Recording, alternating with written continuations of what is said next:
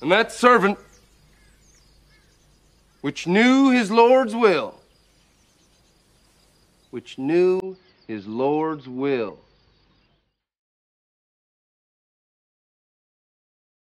and prepared not himself,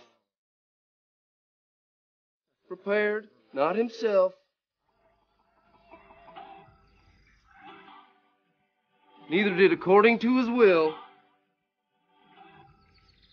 shall be beaten with many stripes. Did you hear that? Stripes. That nigga that don't obey his Lord, that's his master, you see? That there nigga shall be beaten with many stripes. Now many signifies a great many. 40, 100, 150 lashes.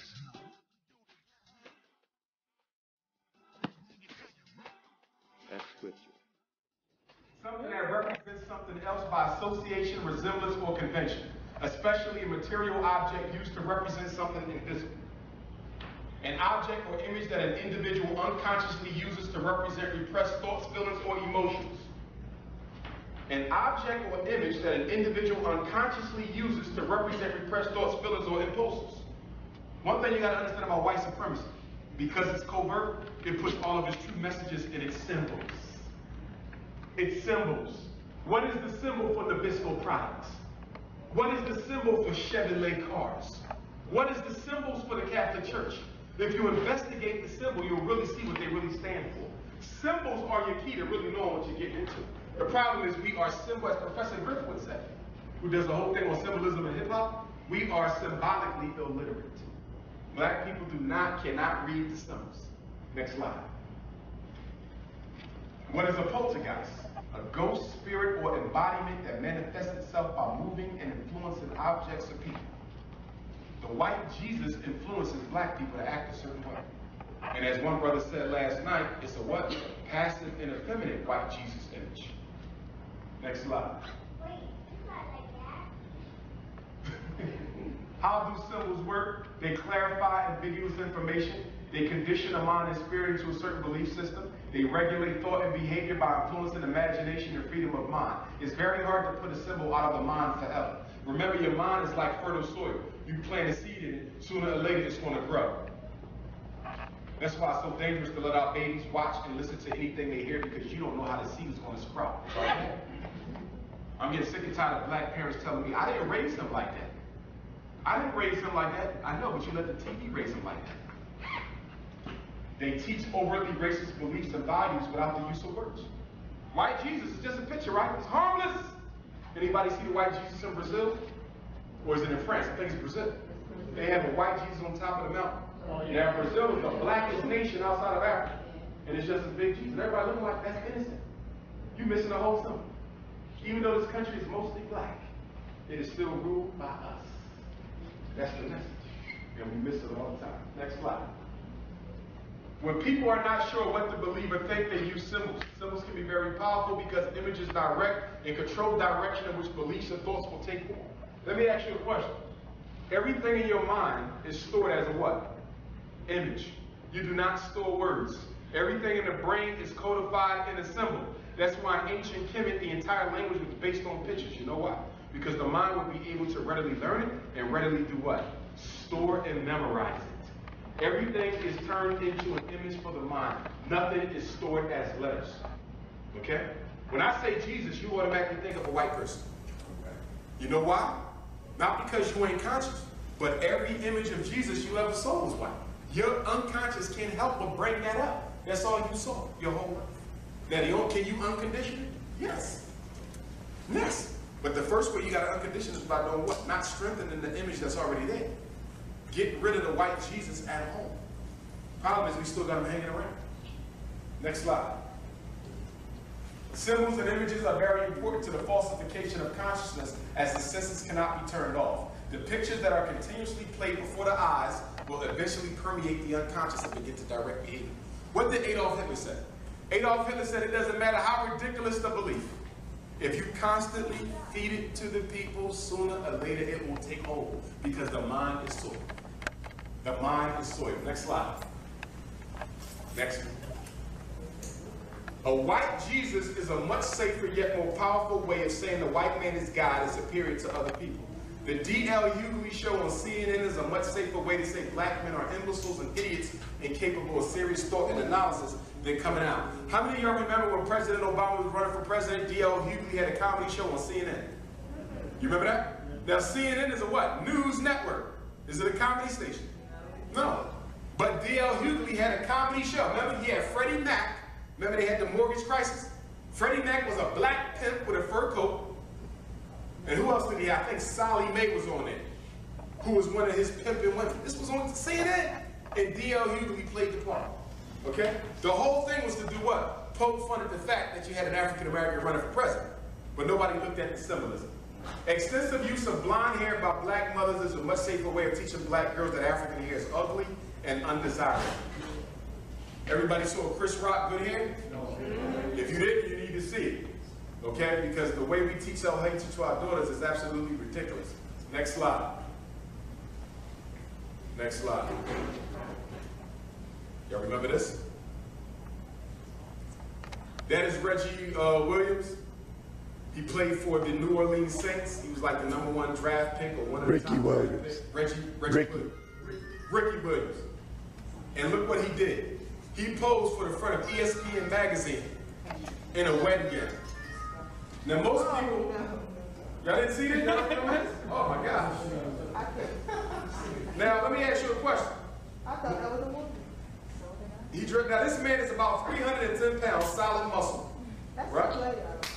Solid muscle. And he does this. Right? You know what they're saying? That the only thing a black man can be next to the white man is his, and I'm not going to use the vernacular. Okay? Look at that.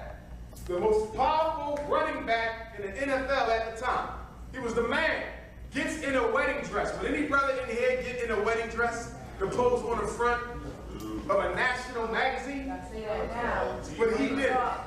The power of image. What is that telling you? That you ain't no man and I ain't no man. This ain't no man thing. I'm your coach.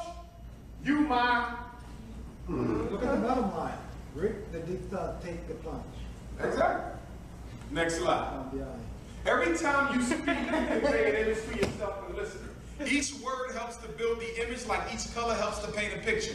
This is why we must choose our words carefully to ensure the listener is creating the right image to accompany the statement in his or her mind. Next slide. Black people are free. I'm going to give you an example of what I mean by images. If I said black people are free, you get one image.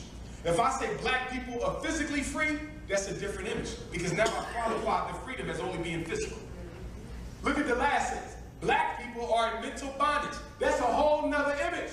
Now it looks like all three statements mean the same thing, don't they? No, they don't. This one gives you a more powerful image that is what? More realistic of our true state of affairs. The one at the top is what? The least realistic and false. Next slide. Words are symbols, which is why you have to choose your words carefully when you're talking to people and trying to impart a certain thought. Barack Obama is half black and half white. That's one image in your mind. Barack Obama is African American. That's another image in your mind. Barack Obama was born of a white mother. That's something totally different. Are y'all with me? This is key. I'm trying to get you to see how when you read books and when you listen to the media and the radio, they use words strategically to conjure up what? A certain image in your mind, and that's how they brainwash. Next slide. The school district of Philadelphia doesn't properly educate black children. The school district of Philadelphia does a poor job of educating black children. The school district of Philadelphia miseducates black children. You see? Choose your words carefully. There's an ancient Indian expression that says, be impeccable with your word. Because everything you say out your mouth creates an image in the mind of the person that you're talking to, and you want it to be exactly what you want them to see when they hear you. Next slide. Try to condition yourself to picture the images you want to convey in your thoughts while you're talking to enhance the quality of descriptions you use to properly convey your idea. Next. How can we get the minds of our children back when their heads are filled with images of gangsters, athletes, and entertainers? We allow them to feed themselves an image diet of negative pictures and get mad when they begin to act like the pictures we have allowed them to ingest. Did you hear what I said? Pull your your pants up? Why you got your hat on backwards? Why you got a do-rag? Because that's all my subconscious has been given by you. You let me buy this stuff. You let me listen to this stuff. And now we got a whole set of popular sitcoms on TV with what? Homosexual couples. So the kids are going to start acting it out and not even know why. I have kids come to me, Mr. Johnson, I don't know why I do what you do. And I say, I know. Because you've been conditioned. You're under the influence of a poltergeist. Next slide. These four things are the sources of our most powerful images and brain. TV, radio, newspaper, and real life experiences, which is why role modeling is key for black children. We have to be good role models for our children, and we cannot expose them to negative role models, even if they are blood relatives. That's his uncle, I don't care. That's his big brother, I don't care. That's his cousin, I don't care.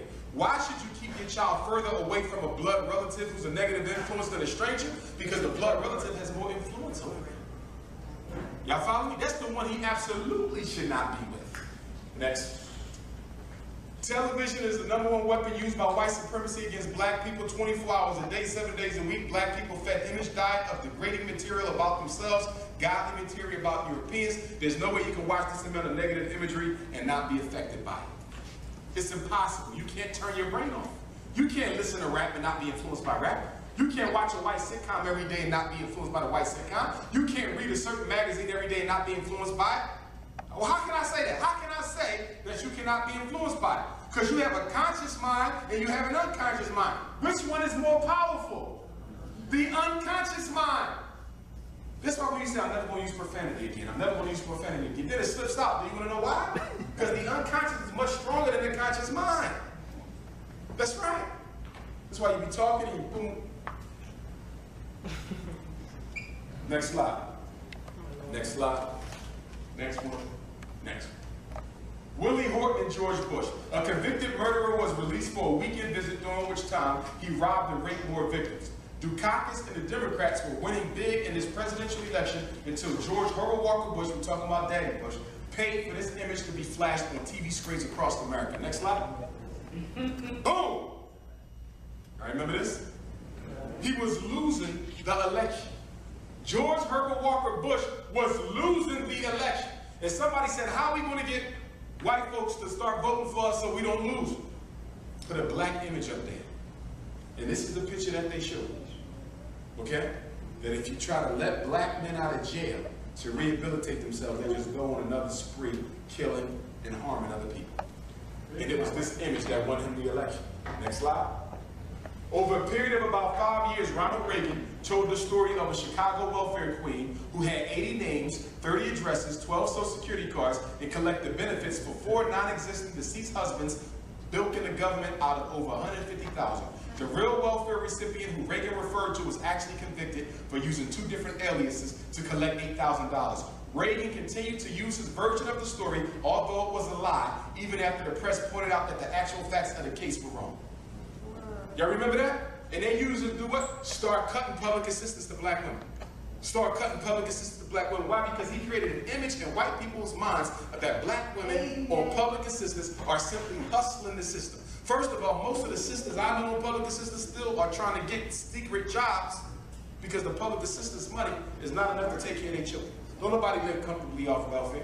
Next slide. Next slide. The Great Sphinx of Giza, Haruwa Maquette. The nose and the lips, y'all know, was shot off by, that was Napoleon. The 21-gun salute, when you watch the Super Bowl, you see 21-gun salute, right? The original 21-gun salute comes from Napoleon lining up 21 of his soldiers, shooting the nose and lips off the Sphinx. And guess what? They didn't throw away the fragments. The fragments of the nose and the lips are in the British Museum. Okay, because they didn't want people to know what African people were capable of doing. But the symbolism of the body, you got the body of the pharaoh, the representation of God on earth, on the body of the lion. The head of the pharaoh on the body of the lion. Right? Not bodily civilization. The pharaoh is God on earth. He was automatically Christ on the head of a lion. Why did they put the image of God on earth on the body of a beast? The symbolism is discipline. Once you refine this, you'll be able to control everything else that's below it. Okay? So we have to teach our black boys to start thinking with this head and not the other. Next slide. Every time you see a king, you see a queen as well. Next slide. This is, I'm forgetting the pharaoh here. Forget who it is. Next one. Forget the name. Pharaoh Akhenaten, first man to teach the belief in one God. He was King Tut's father-in-law. King Tut was married to one of his daughters. He was married to Queen Nefertari. I think they had 7 or 9 daughters. King Tut married one of them. King Tut was not royalty. King Tut was actually born in royalty. Tutankhamun. The only reason why you know him is because he had one of the most richest tombs that was ever unearthed. His tomb was unearthed during the Garvey movement, 1920, 1921. The Psalms of David in the Bible read word for word, like the Psalms of Akhenaten. He wrote a book of Psalms. And many historians and religious experts look at the Psalms of Akhenaten and the Psalms of David side by side. And many people believe that the Psalms of David in the Bible is nothing but his. He was born before Jesus, before Moses, before Muhammad. He taught the belief in one God. We're taught that one God comes from Christianity, Islam, Judaism. That's not true. African people have always believed in monotheism and one God. The difference is this.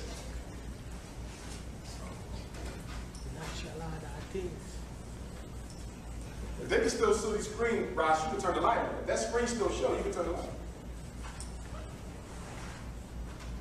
And sometimes the screen still shows. I think it might. Okay. You have God, right? This is the Judaic, Christian, Islamic version. And then you have creation. They're not related. They're separate. Okay? African monotheism. You have God.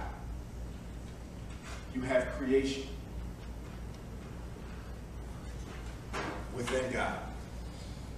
Which means God's essence is in everything in existence. Every plant, every animal, every rock, every stone, every person has in their own soul. You don't have to find God like you're taught here. You're already one with God. You simply have to raise your consciousness into that awareness. Y'all with me? That's the difference. When you look at the royal headdress of the pharaohs, you always see a snake, a royal. You always see the uraeus, a king cobra. Why did the kings and queens put a snake right here at the pineal gland? For wisdom. Think about wisdom. Partly, number one, if I took your brain out of your skull, what would be dangling from your brain? Your spinal cord. Held up sideways, the brain and spinal cord together look like a snake. It represents the power of black consciousness. Also, reptiles, which is what a snake is, they have one of the largest pineal glands in the entire animal kingdom. Okay? So it also represents African spirituality and pride in black skin. Thirdly, your spirit is believed to exist in the form of a coiled snake at the base of your spine, which the East Indians call Kundalini energy, and it rises through the spine, which you see when you see the medical symbol, the caduceus, okay? And in order for you to reach God consciousness, you have to do what? Will your spirit through your pineal gland, and that's the gateway to God consciousness. All that science is ours, good people. East Indian yoga is ours. That's all ours, okay? The East Indian system has been preserved because they did not suffer the pillage that Africa suffered at the hands of the European. They've been able to preserve it under different names, okay? The goddess Shiva, that's the great goddess mother of ancient Kemet. All of their entire deity system is nothing but the African system, okay? Next slide. Asaru. Now look at the royal headdress. Who wears that white cap today? The Pope. That's where they get it from. Next slide. Next slide. Okay. Queen T. This is the mother of Akhenaten. First man to teach belief in one God. This is his mother. Okay. Now when people start saying the Egyptians were not of Africa, people say, well, what about her skin? What about her hair? She actually has an afro in the statue. Now we want to go even deeper than that. When you go to some of the museums in ancient Kemet, guess what they got? They got the hair of the pharaohs, the kings and the queens. They got dreadlocks hanging in the museums. Yes, they still got the hair that shows unequivocally that these people were African. Unequivocally. See, when the Bible said that Jesus had feet like burnt brass and hair like lamb's wool, the only race of people who grow hair like lamb's wool is us. That's the right ball. Next slide. And your hair is shaped like what? We fail to realize the divinity in our hair is curled up Your hair is actually in the shape of an atom, the building block of the universe. It also represents the circular life of existence in the universe. That's why it's curled up. Black hair is actually an energy conductor. You ever see a radio station? What's at the top of the building that has a radio station? They have the antenna. Your hair is your antenna. It conducts your electricity and cosmic energy into your pineal gland through the hair. That's why when you comb it, it snap, crackle, pops. The problem is you keep on frying it and killing it. King Tut, blue, black, purple, they found life-size statues of King Tut when they unearthed his tomb. Guess what else they found in his tomb? A chess set. Chess set in his tomb. Chess is an African game. Guess what else they found in his tomb? A glider. A human glider. Do you know what that means? They were flying back then. Next slide. Can't we all just get along? When you talk about images, this is one of the worst ones. A docile black man who was damn near beat to death, and he just wants to get along. Next slide. Oh my God. I need a swiggy on this one. This man lost his mind. I don't know if he killed her or not, but she rest in peace. You know, I feel sorry for her family. They lost her. But Johnny Cochran, rest in peace. Everybody know why Johnny Cochran was killed, right? Because after Johnny Cochran was murdered. After he got OJ off, then he got Geronimo Pratt out of jail. What did Johnny Cochran do? That sealed his fate. But he had to do it anyway because he believed in truth more than his own life. What did he do? Johnny Cochran put together a commission to study how much money the United States government owned black people for reparation. Did y'all hear that? Yeah. The most powerful black attorney in the world was about to put a dollar sign on what we were owed. And then they killed him. How do we know they killed him? Because they said he died of a brain aneurysm. Khalid Abdul Muhammad, brain aneurysm. Why do they always say brain aneurysm whenever there's an assassination? Because the brain aneurysm is the most difficult death to prove. They killed him. This idiot was at the All-Star game when it was in Philadelphia. I think that was 2000, 2001. And instead of having one white woman under his arm, he had two. In downtown Philadelphia. How you just got off of this? And you got a nerve to have two. But what he failed to realize is the essential rule of white supremacy. They always get you in the end. He thought he got off, right? Now the Negro in jail for stealing his own trophy. Could you imagine that? What you in jail for, dog? I was selling. What you in jail for? I stole something. What you in jail for? I stole my own trophy. They set him up. The guy had a tape recorder. He was tape recording the whole thing. He got set up. You idiot. Now look at it. Yeah. Next slide. No more Hertz commercials. Wow. Wow. I got two takes on MJ. On one side, he tried to morph himself into a white woman. You do know that? Yes. Okay? He tried to morph himself into a white woman. But I also have compassion for the brother because, you know, he was abused by his father. He's physically abused. When they interviewed him, they asked him, what's the worst thing about your childhood? It wasn't the fact that his father made him grow up before his time. He said, the worst thing about my childhood was that I was picked on every day because of my big nose. Y'all see that? Look at the self-hate that was put in him by his family and his friends. Millions of records, triple platinum. But guess what? This nose was a source of shame. And he spent the rest of his life trying not to look like what he was. And then he even adopted 2 white kids. Y'all know damn well that they ain't his kids. Okay? If you want to see whether or not they my kids, you got to get the off the wall out. That Prince boy, that other girl, look at damn thing like Mike went off the wall. Okay? They're not his kids, he adopted. But he was a businessman. I respect his business intelligence. Michael Jackson was killed because he would not give Sony Records the Elvis Presley catalog back and the Beatles catalog.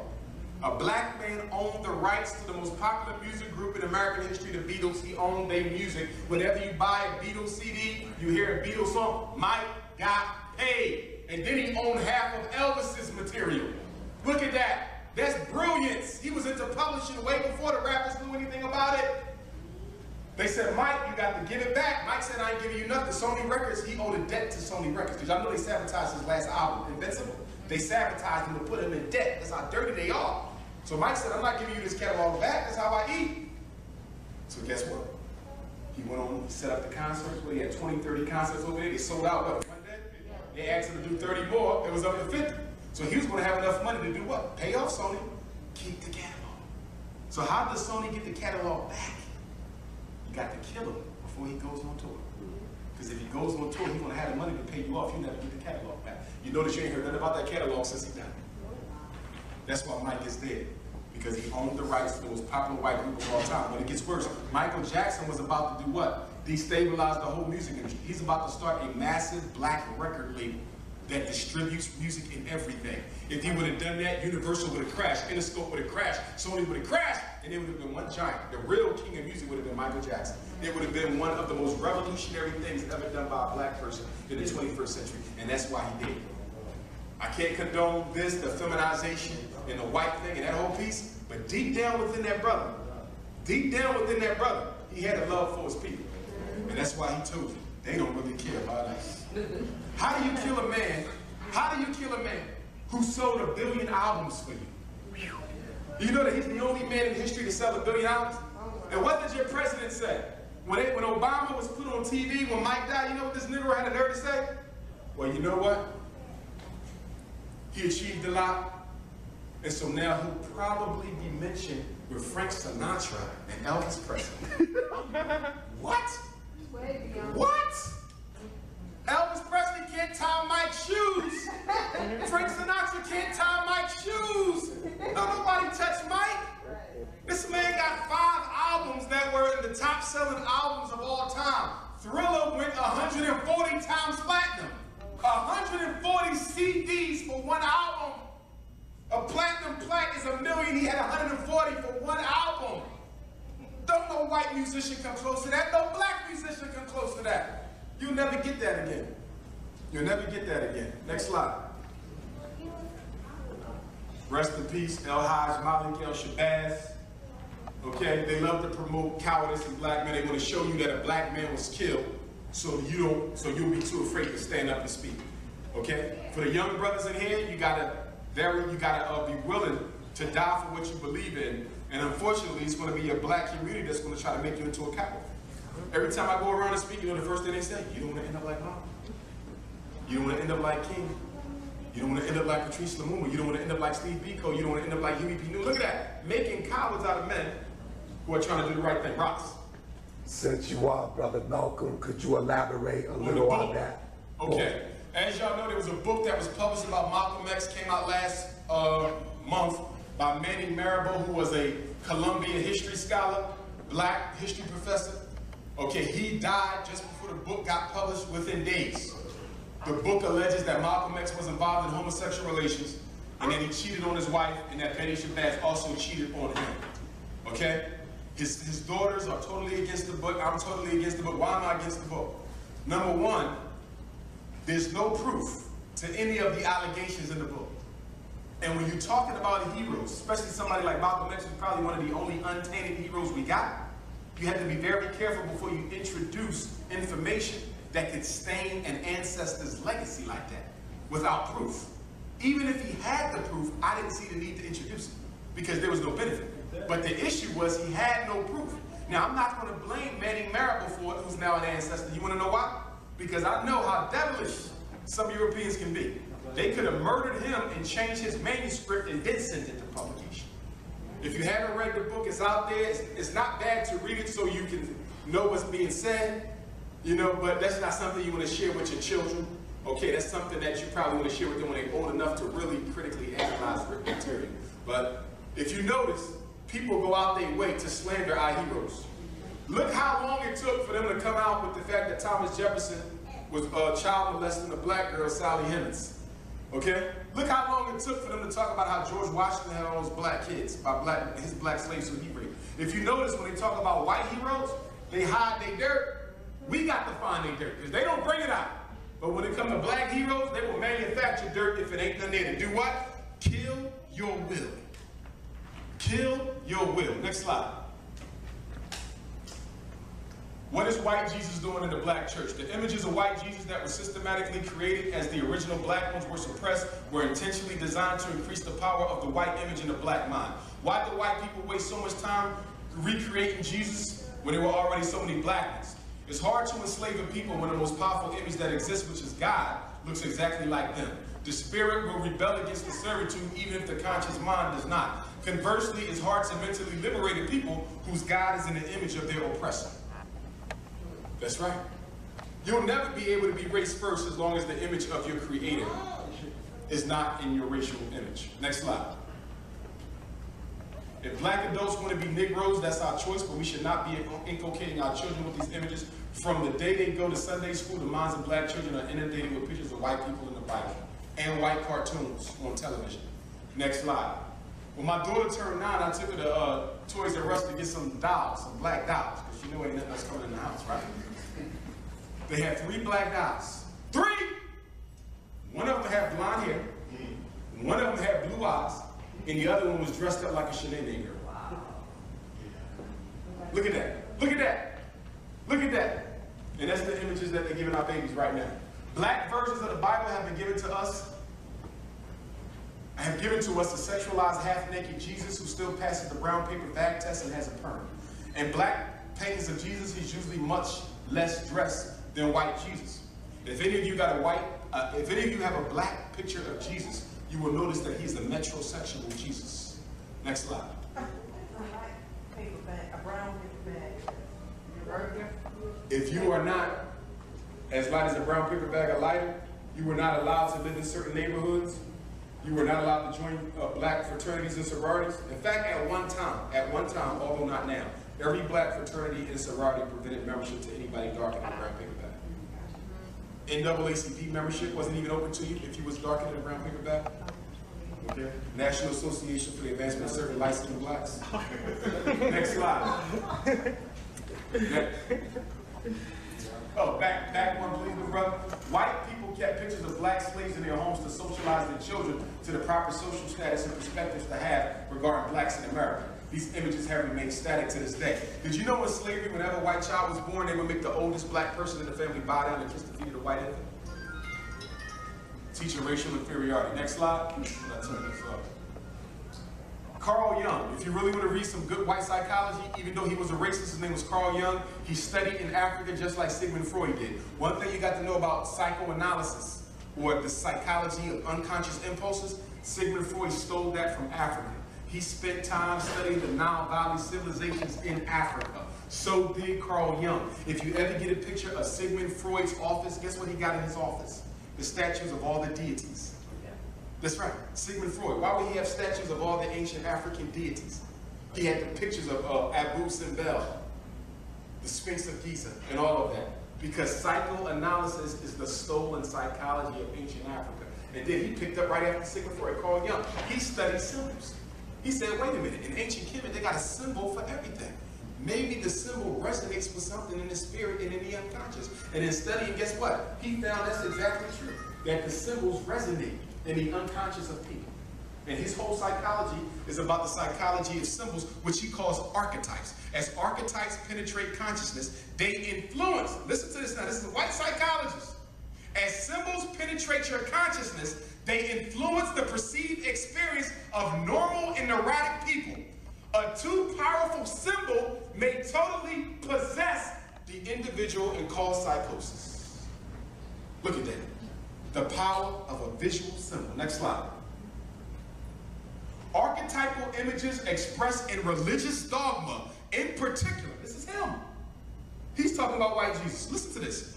Symbolic images expressed in religious dogma, in particular, are thoroughly elaborated into formalized structures which, while by expressing the unconscious in a circuitous manner, prevent direct confrontation with it. Prevent direct confrontation with it. Prevent direct confrontation with it. You will never challenge the image of the white Jesus in your unconscious if it is embedded in the right way. Next slide. When I was in West Africa, guess what I was told? They told me that they never saw a picture of a black Jesus. I met black people in Africa who never saw a picture of a black Jesus. Every Jesus in Africa is European. Remember, before the colonizer comes in, who does he send in? The missionaries. That's right. To pacify you, to teach love, the human race theory, and then they come in with the guns. Yeah. You know what they did when they took over Ghana, right? They made the kings get on their face and crawl up and kiss the feet of the governor. The therapeutic process takes the unconscious symbols into account in two ways. They are made as fully conscious as possible. See that? Make the unconscious symbol fully conscious, then they synthesize it with the conscious by recognition and acceptance. Next slide. This collective unconscious is considered to consist of pre-existent thought forms called symbols, which give form to certain psychic material, which then enters the conscious. Symbols are likened to instinctual behavior patterns. He's saying that black people have a collective unconscious. And in that collective unconscious is the symbols of slavery, the symbols of struggle, the symbols of inferiority. And they are passed down psychically from generation to generation, which means all the inferiority of your ancestors is still in you and will be in your children if you don't do away with it in your lifetime. Next slide. Abraham Lincoln as Jesus, you see him right here. They got all the people running around and looking for loaves of bread. If you notice, a lot of political images are painted like Jesus images because the image does what? Connects with the image in the unconscious. Connects with the image in the unconscious. Next slide. Obama as Jesus with his two wives, Mary Magdalene and the other one, Michelle and Oprah. Okay, Obama as Jesus. Next slide. What is a delusion? A delusion is a belief you hold to be true despite evidence to the contrary. What is a hallucination? A hallucination is a sensory perception that is not true. If I believe Jesus is white, that's a delusion. It's a belief. If I think I just saw a white Jesus walk across the stage, that's a hallucination. Are y'all with me? The belief is a delusion. The hallucination is the actual believing you see something. Somebody say, I hear people. That's hallucinatory. I just saw Jesus, he came to me last night. That's a hallucinatory. That's hallucinatory. But if they say, I believe I'm Jesus, that's a delusion. Next slide. Jesus as a deep thinker. Next slide. Jesus as the consoler of women. Next slide. White man as the giver of life. Next slide. This is the most popular white Jesus in the black community. By a show of hands, who still got this hanging up in their house? Don't lie. Raj, you got one. Who else got one? I know there's a couple houses in Syracuse with that one. This is the most popular Jesus in the black community. We was raised on that. Am I wrong? This is still in most of the churches. This exact one. Next slide. Jesus as the angel of God. Next slide. The power of symbols. The way Super Bowl commercials are so powerfully effective is that they relate to subliminal images to ones you already got in your mind in order to use previously learned symbols to strengthen their image. The effective white Jesus wouldn't be as strong if blacks did not have mental memory of other symbols of white men already embedded in their unconscious. Next slide. A symbol is something that represents much more than what it appears on the surface. A symbol is something that represents something much more than what it appears on the surface. When you see a picture of Jesus, it ain't just saying that Jesus was white. It's saying that the white man is God. People say, does white Jesus matter in the church, Brother Umar? Of course, because if she grows up seeing white Jesus in church, and then she see the white cops on the street, and then they see the white teachers in school, and then you see the white men in the White House, she draws a conclusion. All white people are godly. That's why that image is so destructive. When you see a picture of white Jesus or the white man as God, it's easily acceptable because you have so many other images of the white man as God. Rocky Balboa, he beat Apollo twice. And Mr. T. And Mr. T. Did y'all know Rocky Balboa just got inducted into the International Boxing Hall of Fame? He's not a boxer. He's an actor. He's an actor. And you know what's so crazy? He's from Philadelphia, right? Now, Philadelphia got Mildred Taylor. We got, who the brother Ali fought? World heavyweight champion. Frazier. We got Bernard Hopkins. Look at all the black heavyweight or boxing champions from Philadelphia. But instead of them getting inducted into the Boxing Hall of Fame, we're going to take a white actor and put him in the Boxing Hall of Fame. But guess what? We did the same thing. Did you know that the Black Hall of Fame in Arkansas put Bill Clinton in the Black Hall of Fame? Yes. Bill Clinton is in the Black Hall of Fame in Arkansas. Did you believe that? The Arkansas, because that's where he's from, Arkansas, they have a Black Hall of Fame. And the black people inducted him in the Black Hall of Fame. Because he was the first black president. Obama the second. Next slide. Next slide. You know what? Go back to that one. Let me deal with that. The unconscious mind of the spirit makes meaning of the images in your mind by comparing, contrasting, grouping them with others already in storage. Much like a computer, your unconscious must make sense of the images. It does not have the option of delete. Only you can do this. Remember this. When an image goes into your mind or the mind of the child, you can't just take it out unless you consciously work on it, or it will always stay there and fester. As Sigmund Freud says, you got to make the unconscious conscious. Next slide. Next. White man as the essence of God. Next. This is also popular in the black community. Okay? The bleeding Jesus, he died for our sins. The white man died for our sins. That automatically correlates with what? The white man died for your freedom in the Civil War. Next slide. White man dies for black people. Next slide. Guess what else that correlates with? John Brown. Y'all know who John Brown was? Led the raid on Harper's Ferry, Virginia, white man, 1859. You see? And he did fight to end slavery. You understand? But there's no belief, there's no proof anywhere that shows that John Brown believed in equality with black people. Next slide. Next slide. Oh, go back one. Give a man symbols and he will make them for himself. Did y'all hear that? This is what I have to remind my Islamic people about. Because they say, well, we don't have images of Muhammad. Okay, good. But guess what? When you tell a black child Muhammad, they create an image. And you know who it looks like? It looks like the Arab. It looks like the Arab. Next slide. Look at this. Care not who writes the textbooks if you don't control the images within them. Care not who lives in the community if you can control the images therein. Next slide. Whenever they gentrify a black community, what's the first thing they do? Whenever they decide they're going to take back a black community, what's the first thing they do? They paint over all the black murals in the community. Study that. In every city in America, if they want to take it back, the first thing they find, you know how you put images on the side of the building? This is our community, Malcolm X, Dr. King, they paint them over. Because that's your connection. So they got to get rid of your connection by destroying the images. Next slide. Okay, Leonardo da Vinci painted the Last Supper in 1482. Columbus so-called discovered America in 1492. What's the relationship between the Last Supper in 1482 and Columbus in 1492? Because they was going to use the religion to take over the country. Okay, first, and if that didn't work, then they were bringing the military. It didn't work with a lot of Native Americans, so they brought the military in after the religion fell, but the Last Supper was painted to prepare for white supremacy's takeover of the world.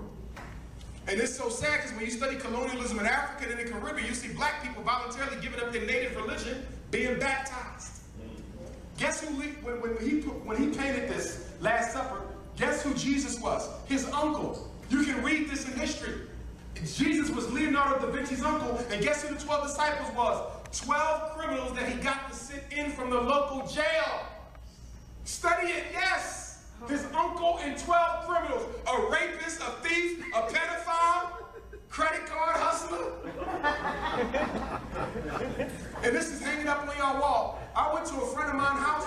Her mother had one of these, almost as big as that size right there. And guess what? When you turn the lights off, it lights up at dark.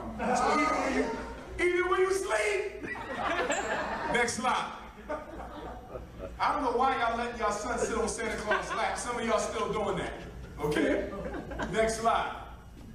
This is also powerful. Remember this movie? Okay? That's a very powerful. Next slide.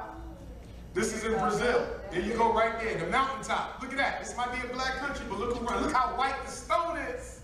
Next slide. Homosexual Jesus. I call that the Michael Jackson Jesus. Look at the lips. Look at that very feminine characteristics. Look at the sign in the fingers. What's that? Okay? Okay? That goes back to what? White secret societies. Devil worship. Next slide. White man is the holiest of holies, all white. Next slide. Look at him. R&B singer. Next slide. White man is the cops, the insurance man, DHS. Next slide.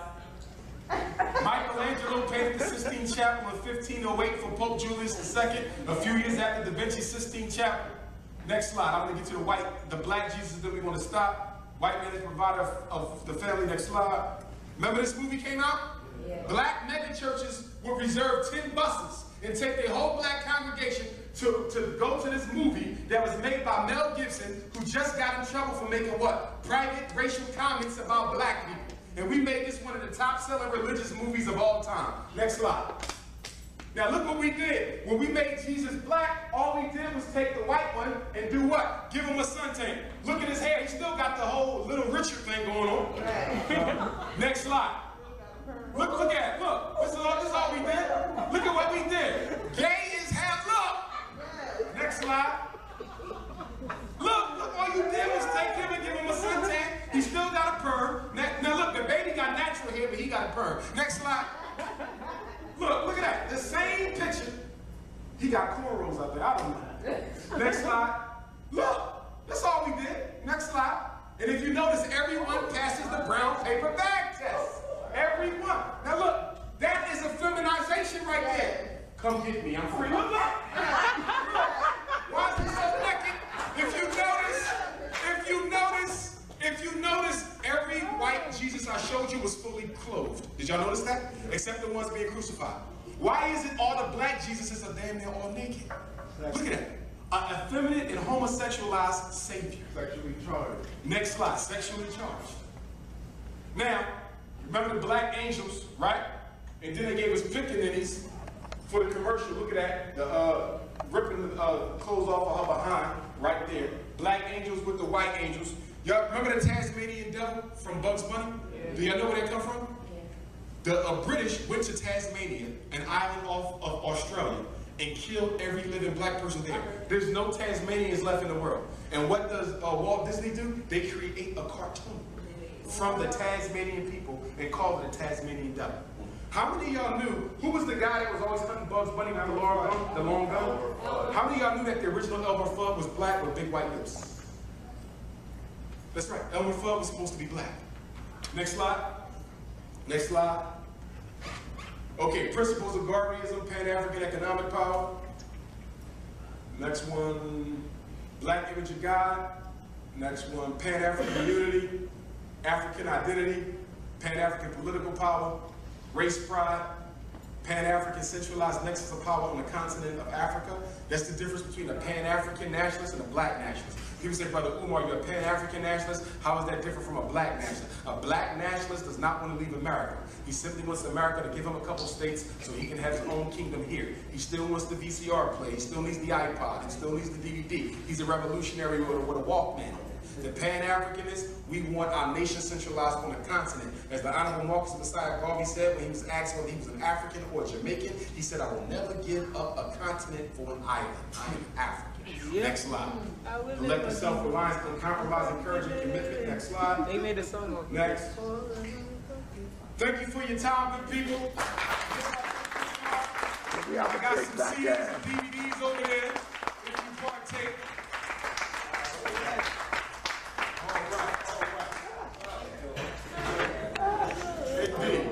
Thanks for the time. It's been good. If you got any family in Rochester, I'll be speaking in Rochester Sunday at 3 o'clock at the Frederick Douglass Resource Center at 36 King Street. So if you got any family in Rochester, tell them to come to the Frederick Douglass Resource Center, 36 King Street. I'll be speaking there Sunday, 3 p.m. to 6 p.m. All right.